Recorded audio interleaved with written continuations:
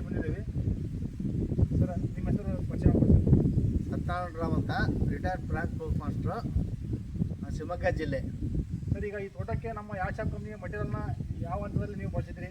ಎಷ್ಟು ದಿನ ಆಯ್ತು ಬಳಸಿ ನೀವು? ನಾವು ಮಾರ್ಚ್ ತಿಂಗಳಲ್ಲಿ ಮಾರ್ಚ್ ಎಂಡಿಗೆ ಇದನ್ನು ಬಳಸಿದ್ವಿ. ಸ್ವಲ್ಪ ಇದಾದಲ್ಲ ಔಷಧಿಗಳದನ್ನು ಹಾಕ್ತಿರೋದು ಸಿರಳ್ಳಿ ಶಶಿಕುಮಾರ್ ಅವ್ರು ಕೊಟ್ಟಿದ್ರು. ಶಶಿಕುಮಾರ್ ಅವರೇ, ನೀವು ಯಾವ ಮಟೀರಿಯಲ್ ಕೊಟ್ಟಿದ್ರಿ ಇವಾಗ? ಒಂದು first dose DN70, DOG80, AS20, ಭೂಮಿಸಿದ ಇವುಗಳನ್ನು ಮಿಶ್ರಣ ಮಾಡಿ ಒಂದು ಬ್ಯಾರ್ಲಿಗೆ 200 ಲೀಟರ್ ಬ್ಯಾರಿಗೆ ನೀರನ್ನು ಮಿಕ್ಸ್ ಮಾಡಿ ಬುಡಕ್ಕೆ ಹಾಕ್ಸಕ್ಕೆ ಕೊಟ್ಟಿದ್ದೆ. 1 ಲೀಟ್ರ್.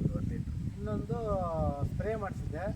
DOG80, AS90, ಭೂಮಿಸಿದ ಪೋಚು, ಕ್ರಾಪ್ಸಿದ ಲಿಕ್ವಿಡು ಮತ್ತು ನೀಮ್ ಆಯಿಲ್ ಇವುಗಳನ್ನೆಲ್ಲ ಮಿಕ್ಸ್ ಮಾಡಿ ಸ್ಪ್ರೇ ಮಾಡಿಸಿದ್ರು. ಸೂಪರಾಗಿ ರಿಸಲ್ಟ್ ಬಂದಿದೆ. ಎಲ್ಲ ಐಟಮ್ಗಳು ಚೆನ್ನಾಗಿ ಬಂದಿದ್ದವು. ಕರುಗಳು ಡ್ರಾಪ್ ಆಗದೆ ಇರೋ ಥರ ನೋಡ್ಕೊಂಡಿದ್ದಾವೆ. ಆಮೇಲೆ ಗಿಣಿಗಳೆಲ್ಲ ಚೆನ್ನಾಗಿ ತಿಂತಿದ್ದವು. ಸರ್ ಈಗ ನೀವು ಪೋಸ್ಟ್ ಮಾಸ್ಟರ್ ಆಗಿ ಹಿಂದೆ ವರ್ಕ್ ಮಾಡಿ ಸರ್, ನೀವು ರಿಟೈರ್ಮೆಂಟ್ ಆಗಿ ಈಗ ತೋಟನ ನೋಡ್ಕೊಳ್ತಿದ್ರಿ. ಈಗ ನಮ್ಮ ಮಟೀರಿಯಲ್ ಯೂಸ್ ಮಾಡಿದಾಗ ನಿಮ್ಮ ಅನುಭವ ಯಾವ ರೀತಿ ಇದೆ ಅಂತ ಹಂಚ್ಕೊಳ್ಬೋದು ಸರ್? ನಾವು ವರ್ಷ ತಿಪ್ಪೆ ಗೊಬ್ಬರ ಹಾಕ್ತಿದ್ರಿ.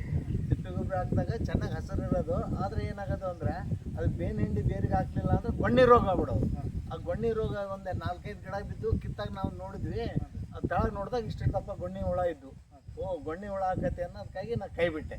ಆ ನಂತರ ಇವ್ರು ಪರಿಚಯ ಆದರು. ನಾನು ಹಿಂದಿಂದನೂ ಭಾಳ ಕಂಪ್ನಿಯವ್ರು ಆರ್ಗನೈಸೇಷನ್ಗೆ ಬಂದಿದ್ದರು, ಮಾಡಿರಿ ಅಂತ. ನಾನು ನಂಬಲಿಲ್ಲ. ನನಗೆ ಫಸ್ಟಿಗೆ ವಿಶ್ವಾಸಕ್ಕಿರಬೇಕಾಯಿತು.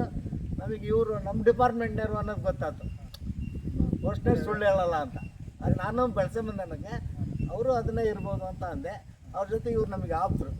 ಊರು ಸಿರಳ್ಳಿ ಆದರೂ ಕೂಡ ನಾವು ಅವ್ರ ಸಿರಳ್ಳಿ ನರಸಾಪುರ ಇದ್ದಂಗೆ ಅದನ್ನು ನಂಬಿದ್ವಿ. ಇವ್ರು ಬಂದು ಕ್ಯಾಚ್ ಮಾಡಿದ್ರು ನನಗೆ. ನೋಡೋಣ ಅಂದು ಪಕ್ಕದ ಬನ್ನಿ ಕೊಟ್ಟೆ. ಇದನ್ನೇ ಕೊಟ್ಟಿದ್ದೆ. ಈ ನಮ್ಮ ಮಟೀರಿಯಲ್ ಯೂಸ್ ಮಾಡಿದ್ರೆ ನಿಮ್ಗೆ ತೃಪ್ತಿಕರ? ಭಾಳ 100% ರಿಸಲ್ಟ್ ರೀ. ಯಾರು ಧೈರ್ಯವಾಗಿ ಹೇಳ್ತಾನೆ. ಬೇರೆ ರೈತರು ಇದನ್ನು ನೀವು ಹೇಳ್ಬೋದು ಆರಾಮ್ ಹೇಳ್ತಾನೆ. ಮತ್ತೆ ಇದನ್ನೇ ಹೇಳಕತ್ತೇನೆ. ಇದೇ ಊರಲ್ಲಿ 2 ಮಂದಿಗೆ ಇವರೇ ಕೊಡಿಸಿ ಸರ್ ಅವರು ರಿಸಲ್ಟ್ ಚೆನ್ನಾಗಿ ನೋಡಿ. ರೈತ ಬಂದವರೇ, ಈ ಅಡಿಕೆ ತೋಟದಲ್ಲಿ ಹಿಂದೆ ರೋಗ ಇತ್ತು ಅಂತ ಹೇಳ್ತಿದ್ದಾರೆ.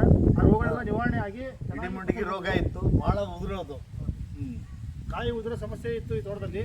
ಈಗ ಚೆನ್ನಾಗಿ ರಿಸಲ್ಟ್ ಬಂದಿದೆ.